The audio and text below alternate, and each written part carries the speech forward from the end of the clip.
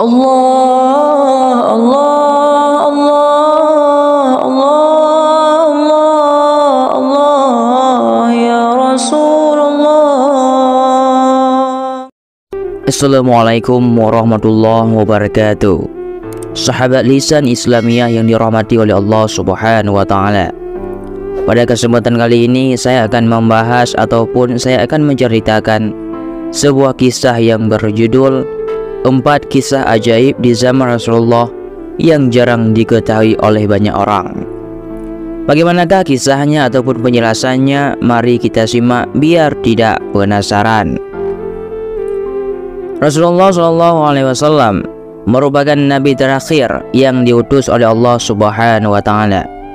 Beliau diutus sebagai rasul untuk menyampaikan wahyu Allah kepada semua manusia.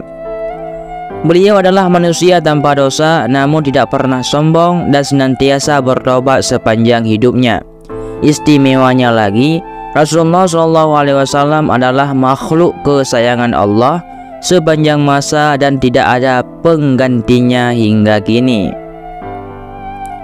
Sebagai manusia yang diutus kepada umatnya, tentu saja beliau sudah punya jaminan berupa penjagaan dari Allah selama hidup di dunia ini. Sehingga tidak heran banyak sekali kejadian tidak biasa yang sulit dicerna dengan logika, namun dialami oleh Rasulullah SAW. Mengutip dari berbagai sumber, berikut beberapa rangkuman kisah menarik Rasulullah SAW yang jarang diketahui. Semoga dengan diceritakannya kisah-kisah ini akan semakin meningkatkan kecintaan kita terhadap Rasulullah dan meneguhkan iman kita terhadap Sang Maha Pencipta. Kisah yang pertama yaitu kisah batu yang memberi salam kepada Rasulullah SAW. Kisah menarik pertama yaitu bercerita tentang sebuah batu yang memberi salam kepada Rasulullah. Kisah ini berawal ketika Rasulullah SAW masih berada di Mekah sebelum diangkat menjadi nabi. Tentu saja hal ini menjadi unik dan aneh, sebab batu adalah benda yang tidak bisa berbicara. Rasulullah SAW pun mengetahuinya, akan tetapi beliau dan para sahabat tidak satupun berpikir untuk memungut atau membawa pulang batu tersebut, apalagi untuk dijadikan penangkal atau alat terapi jika beliau sakit. Dari sahabat Jabir bin Samrah, ia berkata bahwa Rasulullah SAW telah bersabda, "Sesungguhnya aku mengetahui sebuah batu di Mekah memberi salam kepadaku sebelum aku diangkat menjadi nabi. Sesungguhnya aku mengetahui sampai sekarang." Hadis riwayat Muslim. Yang kedua yaitu kisah tangis tiang masjid dari batang kurma. Kisah unik lainnya ketika zaman Rasulullah SAW adalah kisah tangis tiang masjid yang berasal dari batang kurma. Diriwayatkan dalam sebuah hadis dari Jabir bin Abdullah, ia berkata, jika Rasulullah SAW berkhutbah, beliau bersandar kepada batang kurma di salah satu tiang masjid. Tatkala mimbar telah dibuat dan beliau duduk di atasnya, tiang tersebut menangis bagaikan rintihan seekor unta.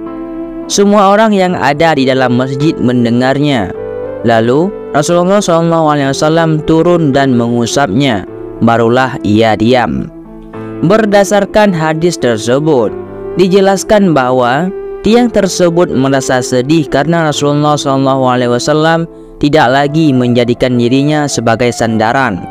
Mendengar tangisan tiang tersebut, Rasulullah SAW pun mengusapnya agar berhenti, namun tidak untuk mencari keberkahan darinya.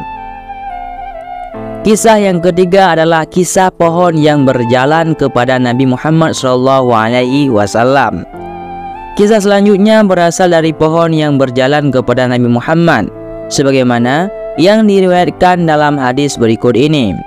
Dari Ya'la bin Murrah Al-Thaqafi, ia berkata, ketika kami bersama Nabi Muhammad SAW dalam suatu perjalanan, kami berhenti di suatu tempat. Lalu Nabi Muhammad SAW tidur. Tiba-tiba datang sebatang pohon berjalan membelah bumi sampai menaungi Nabi Muhammad SAW. Kemudian ia kembali lagi ke tempatnya semula. Tatkala Rasulullah SAW bangun, aku sebutkan hal tersebut kepada beliau. Beliau pun berkata, ia adalah pohon yang meminta izin pada Tuhannya untuk memberi salam padaku. Lalu Allah Azza wa Jalla mengizinkannya.